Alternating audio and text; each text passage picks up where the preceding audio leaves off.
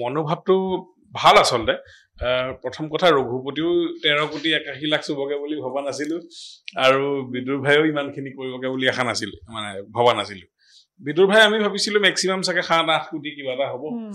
কিন্তু এতিয়া ৰাইজৰ মৰম দেখি এনেকুৱা লাগিছে এখন আগবাঢ়ি গৈ আছে এতিয়া ৰাইজে খুধে আৰু কেইদিন থাকিব মোলো ৰাইজে যেতিয়ালৈকে ৰাখে তেতিয়ালৈকে থাকিব গতিকে এতিয়াও হাউসফুল হৈ আছে এটো বিৰাট সৌভাগ্যৰ কথা যে 5th উইক পঞ্চম সপ্তাহটো এখন ছবি হাউসফুল হৈ থকাটো বহুত ডাঙৰ কথা ৰঘুপতি আৰু বিদুৰ ভাই বহুত বেলেগ ধৰণৰ সিনেমা ৰঘুপতিখন অলপ ষ্টাইলাইজড অলপ action oriented তেনেকুৱা বস্তু এটা আৰু বিদুৰ ভাই হল একদম আমাৰ গাঁও মানে গাঁৱলীয়া পটভূমিৰ এটা কাহিনী আমি হেকাৰণে আমি সাধাৰণতে ভাবো যে অকমান তেনেকুৱা ধৰণৰ অলপ মছলা থকা সিনেমা বেছি আকোৱালি লব বুলি সাধাৰণতে ভবা যায় আৰু মই তেনেকৈ ভাবি আহিছো ইমান দিনে কিন্তু এবাৰ অকমান বেলেগ ধৰণৰ প্ৰমাণ হল কিন্তু দুইটা ষ্টাইলৰে নিজৰ নিজৰ মজা আছে দুইটাৰে নিজৰ নিজৰ বৈশিষ্ট্য আছে এনেই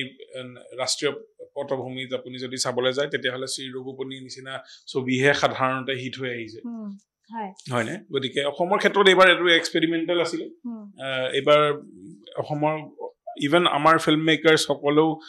এটো নতুনকৈ অনুভৱ কৰিছে যে এনেকুৱা ধৰণৰ ছবিও ইমান ডাঙৰ নাম্বাৰ সেটা পাবগে পাৰে না ইমান ডাঙৰ মানে অসমৰ ক্ষেত্ৰত ডাঙৰ বিদুৰ ভাই নামটো কিয় দিয়া হল ওয়েব সিৰিজ খনটো আছিল বিদুৰ ভাই আৰু সিনেমাখন আপোনাকে বিদুৰ ভাই নামটো দিলে এই বিদুৰ ভাই নামটো কৰ পৰা কেনেকৈ সৃষ্টি হল বিদুৰ ভাই একচুয়ালি আমি সিৰিজতটো এনে লিখিছিল এনে ইটোৱে হিটোক মৰমতে গালি পাৰে এই বিদুৰ ভাই তই আমকটো কইলে নে কিন্তু কি হল লাহে লাহে সেই নামটো ভাল লগা হৈ থাকিলে ভাল লগা হৈ পেলাই ভাবিলো যে এটো নামেই দি দিও নামেই দি বুলি ভাবিলো কিন্তু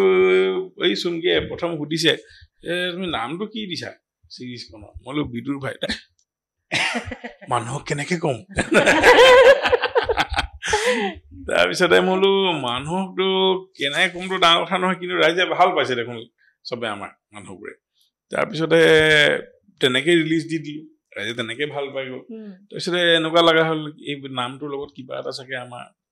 কপাল ভাল সেইকাৰণে সিনেমাখনৰ নামও বিদুৰ ভাই ৰাখিলো আৰু এটা প্ৰশ্ন মই এতিয়া আপোনালোকক তিনিজনকে লগ পালো দুজনে অভিনয় কৰিছে আপুনি পৰিচালনা কৰিছে আমি সিনেমাখনত দেখা ধৰণে বা ওয়েব সিৰিজখনত দেখা ধৰণে মই তেখেতকটো প্ৰশ্ন কৰিছো যে ব্যক্তিত্বটো নিমিলে সেই ক্ষেত্ৰত আপুনি এই চৰিত্ৰ যেটা বাছনি কৰিছে যে এজনে এটো কাম কৰিব পাৰিব এটো ৰোল কৰিব পাৰিব এখিনি ক্ষেত্ৰত অসুবিধা হোৱা নাছিল না অসুবিধা হোৱা নাই কাৰণ মই এক্টৰ এজনৰ লগত কাম কৰা সময়ত তেখেতক মই হাৰাই হিমজুৱে প্ৰথম জানিলো এওঁলোককতো ইমান বছৰ পৰা লগ পাই আহিছোটো কথাই নাই মই তেওঁলোকক জানো কিমান মানে এজন এক্টৰৰ এটা হেৰি থাকে ৰেঞ্জ থাকে এটা বয়সৰ পৰা বা এটা চৰিত্ৰৰ পৰা কিমান দূৰ আগা পিছাবা হ'ব পাৰে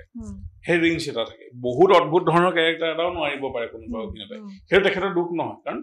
এটা ৰেঞ্জ থাকে যেনেকৈ মোৰ এটা ৰেঞ্জ আছে সিনেমা মই বহুত সিৰিয়াছ সিনেমা মই বনাব নোৱাৰো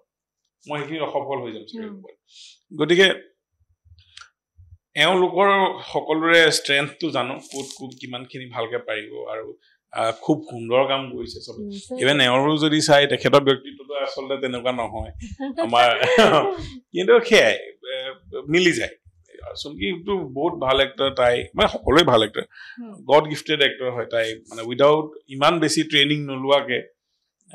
ভগৱানে